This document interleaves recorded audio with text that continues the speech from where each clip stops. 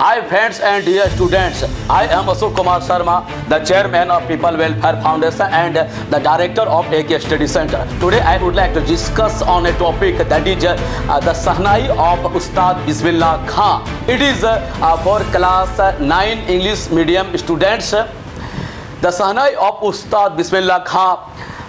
It is important for the students of class 9, but also it is as well important for the students of general studies. And the Sahnai of Ustad Bismillah Khan का topic में उस्ताद बिस्मिल्लाह खां और उनका जो अद्भुत योगदान है भारत के प्रति और संगीत के जगत में। और सहनाई उस्ताद द सहनाई ऑफ उस्ताद बिस्मिल्लाह खां में यह वर्णन है कि जैसे एक प्रमुख वाद्य यंत्र है सहनाई। सहनाई का विशेषता क्या है, सहनाई किस प्रकार से उत्पत्ति हुई, सहनाई किस प्रकार से बना है। सहनाई का निर्माण नहीं हुआ था, उसके पहले सहनाई जैसा ही एक वाद्य यंत्र था जिसका नाम था पुंगी। और यह पुंगी बजाया जाता था, राज दरबार वगैरह में बजाया जाता था, लेकिन पुंगी उतना प्रचलित नहीं था। आखिर पुंगी प्रचलित नहीं होने का क्या कारण था? औरंगजेब के दरबार में जिस तरह से सहनाई से पहले का जो वाद्य यंत्र था, म्यूजिकल इंस्ट्रूमेंट, उसका नाम था पुंगी, और पुंगी को लोग ज़्यादा पसंद नहीं करते थे। और यहाँ तक ज्ञातव्य है कि पुंगी के बारे में बताया जाता है कि औरंगजेब ने पुंगी को शाही दरबार में बजाने के काम को बंद कर दिया गया था, क्योंकि व्यक्तिगत रूप से औरंगजेब को पुंगी से काफ़ी चिढ़ था।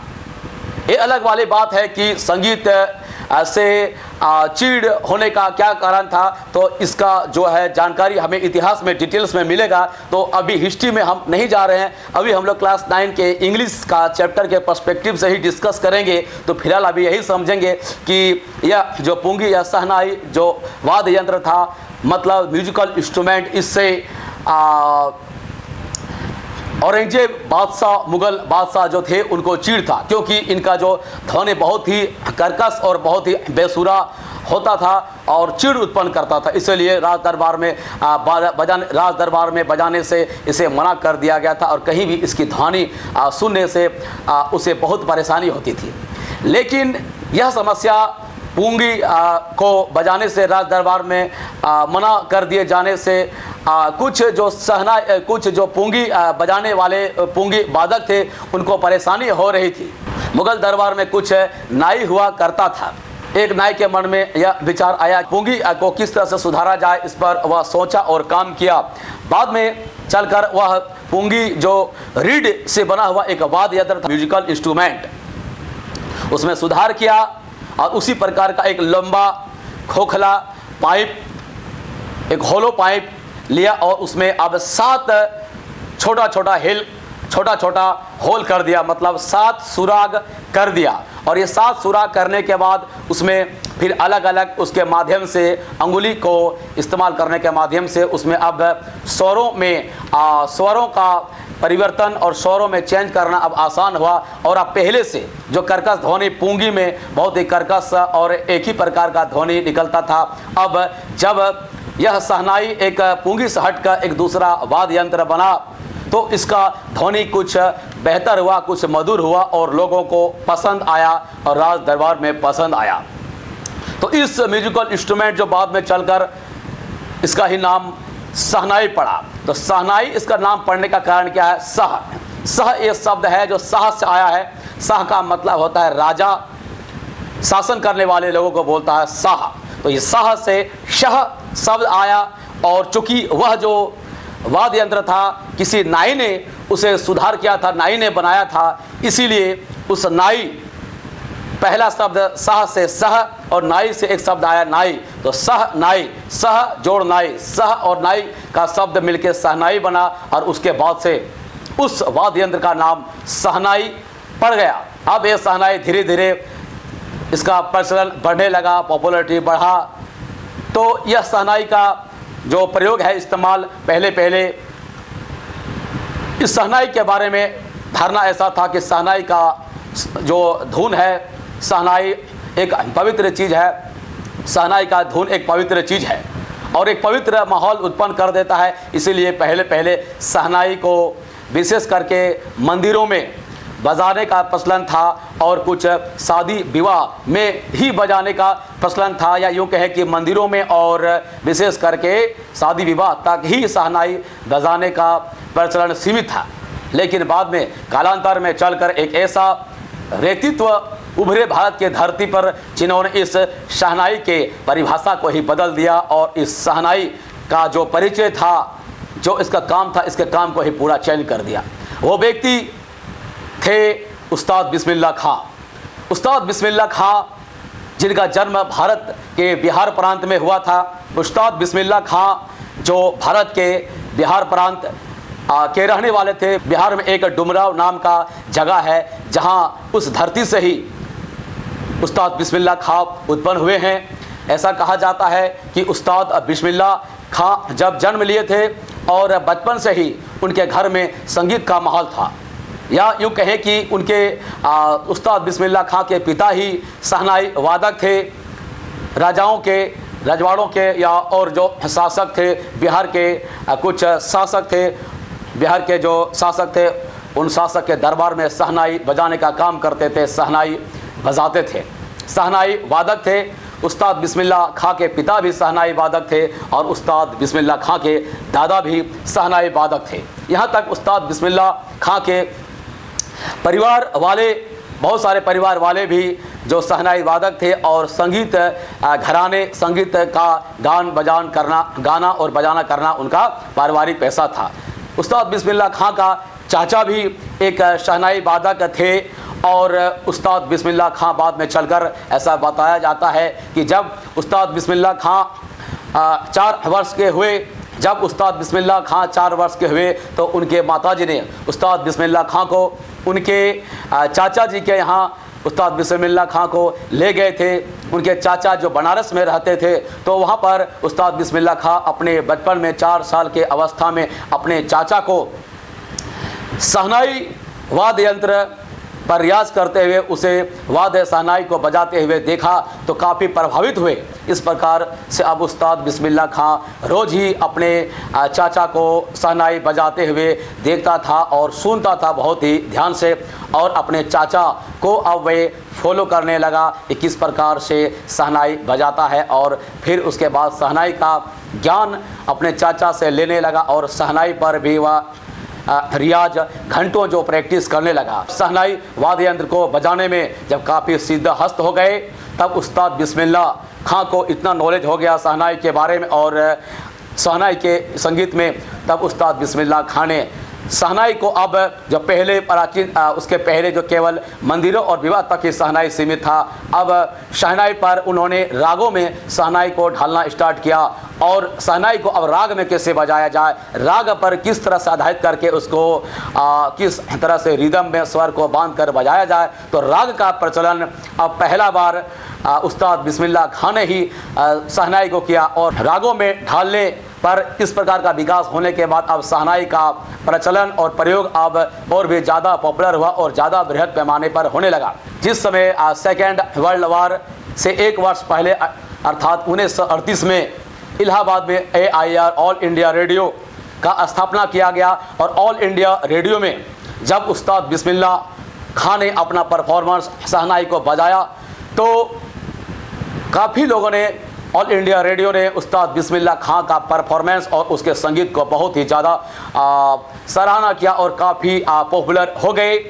अब इस प्रोग्राम के बाद उनके जीवन में एक यू टर्न आया और इतना पॉपुलर हो गए कि हमेशा उसका कार्यक्रम ऑल इंडिया रेडियो पे आया करता था और दूर दूर तक उसका ख्याति फैलने लगा। इस प्रकार का ख्याति और उस्ताद बिस्मिल्लाह खां एक दिन भारत के इस प्रकार के बड़े शहनाई वादक हो गए और भारत के इस प्रकार के इतने बड़े शहनाई वादक हो गए। इस प्रकार का भविष्यवाणी तो पहले एक बार एक बड़े परफॉर्मेंस में जब उस्ताद बिस्मिल्लाह खां गए थे और अपना परफॉर्मेंस शहनाई वादन बजा कर किए थे, तो एक बड़े संगीत के विद्वान ने ही उन्हें यह बता दिया था कि अगर तुम इस प्रकार का मेहनत करते रहो, हार्ड वर्क करते रहो, तो एक दिन तुम्हें कामयाबी मिलेगी।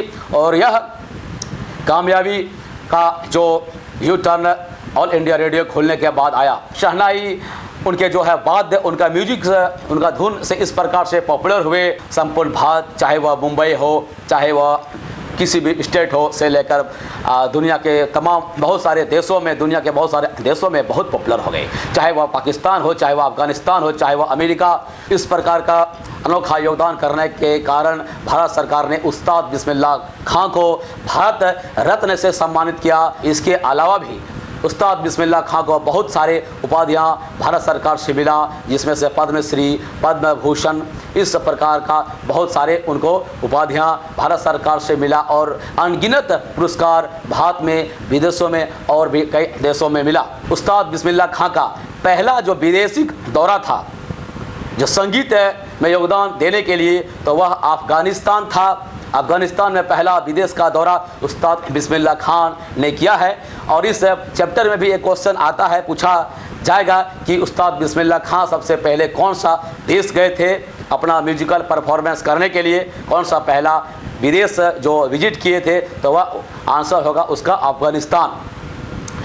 अमेरिका में भी उस्ताद बिस्मिल्लाह खान को बुलाया गया है और विश्व स्तर पर भी उस्ताद बिस्मिल्लाह खां को अपना संगीत का परफॉर्मेंस देने का मौका मिला। और उन्होंने अपना परफॉर्मेंस से सारे दुनिया के और अपने परफॉर्मेंस से दुनिया के दूसरे देशों को अचंभित किया, फैन बनाया और संगीत के प्रति, भारतीय संगीत के प्रति शहनाई को काफ़ी लोकप्रिय बनाया। उस्ताद बिस्मिल्लाह खां का प्रोग्राम एक बार अमेरिका में हुआ। उस्ताद बिस्मिल्लाह खां के परफॉर्मेंस से अमेरिका के कुछ विद्यार्थी और लोग इतना प्रभावित हुए, खुश हुए कि अमेरिका से यह प्रस्ताव अमेरिकन विद्यार्थियों ने उस्ताद बिस्मिल्लाह खां से रिक्वेस्ट किया कि सर, यहीं पर अमेरिका में स्कूल में और हमारे संस्था में आप संगीत का शिक्षा अमेरिकन विद्यार्थियों को दीजिए। इसके लिए सारा जो इंफ्रास्ट्रक्चर है हम लोग बनाएंगे और उसके बाद आपको हर प्रकार का सुविधा, हर चीज़ यहाँ पर देंगे। और उस्ताद बिस्मिल्लाह खां को अपने पैतृक गांव डुमराव से काफ़ी प्यार था, भारत से काफ़ी प्यार था। और डुमराव में जो मठ था उस मठ से भी काफ़ी प्यार और स्नेह था। इस बात से अमेरिकन विद्यार्थी ने उस्ताद बिस्मिल्लाह खां से कहा कि सर, आप हम लोग को संगीत का शिक्षा दिए, हम यहाँ पर स्कूल भी बना देंगे और आपका जिस तरह से वहाँ पर मठ है, क्योंकि आपको अपना मठ का याद आता है, तो उसी प्रकार का मठ, भव्य मठ यहाँ भी बना देंगे। उस्ताद बिस्मिल्लाह खां ने यह बात सुनते हुए उस अमेरिकन छात्र को यह जवाब दिया कि ठीक है, तुम तो मठ बना दोगे, जो वहाँ पर गंगा नदी है, क्या हमारे गंगा नदी को भी तुम यहाँ ला सकते हो? यह सुनते हुए उस अमेरिकन विद्यार्थी के पास कोई जवाब नहीं था। उस्ताद बिस्मिल्लाह खां को कई पुरस्कार, सम्मान और कई सुविधाएं मिले और दिए जाने के आश्वासन मिला। इसी क्रम में हम लोग देखते हैं कि अफगानिस्तान जब गए थे तो वहाँ भी अफगानिस्तान के शासक ने उस्ताद बिस्मिल्लाह खां को वहाँ के जो शाही पुरस्कार होता है, जहाँ शाही पुरस्कार और अफगानिस्तान का शाही पुरस्कार जो कारपेट होता है, उससे भी उस्ताद बिस्मिल्लाह खां को सम्मानित किए थे। और उस्ताद बिस्मिल्लाह खां के नाम पर दुनिया के दूसरे देशों में भी कई ऑडिटोरियम बनाया गया है। उसके योगदान के बारे में हम लोग समझ सकते हैं। भारत में भी उस्ताद बिस्मिल्लाह खां से कुछ व्यक्ति इतने ज़्यादा प्रभावित हुए थे।